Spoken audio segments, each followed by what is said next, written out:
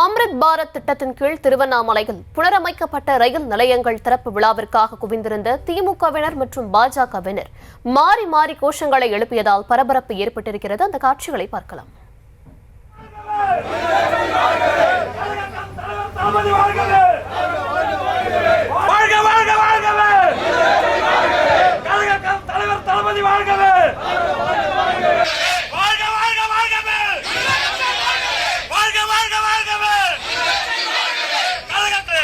இது தொடர்பான விவரங்களை தர இருக்கிறார் செய்தியாளர் சசிகுமார். சசிகுமார், விவரங்களை வழங்கலாம்.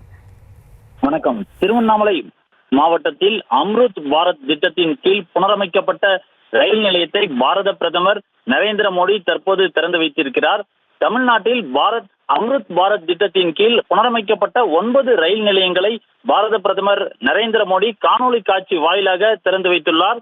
இந்த நிலையில் திருவண்ணாமலையை பொறுத்தவரையில் திருவண்ணாமலை ரயில் நிலையத்தில் 8.27 கோடி மதிப்பீட்டிலும், போலூர் பகுதியில் 6.15 கோடி மதிப்பீட்டிலும் புனரமைக்கப்பட்ட ரயில் நிலையத்தை காணொலி காட்சி வாயிலாக பாரத பிரதமர் திறந்து வைக்கக்கூடிய இந்த நிகழ்ச்சியில் மாவட்ட ஆட்சியர் தர்பகராஜ் மற்றும் திருவண்ணாமலை நாடாளுமன்ற உறுப்பினர் CN அண்ணாதுரை உள்ளிட்ட திமுக பிரமுகர்கள் மற்றும் பாஜக பிரமுகர்கள் இந்த நிகழ்ச்சியில் திருவண்ணாமலை ரயில் நிலையத்தில் கலந்து கொண்டனர்.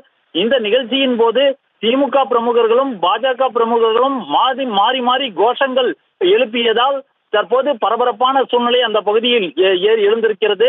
மேலும் பார்த்தோம் என்றால் தற்போது அந்த பாரத பிரதமர் திறந்து வைக்கக்கூடிய அந்த நிகழ்வுகளை நாம் நேரலையில் பார்த்து வருகிறோம்.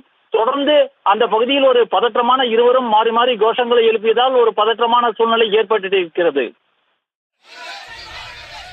விவரங்களுக்கு நன்றி.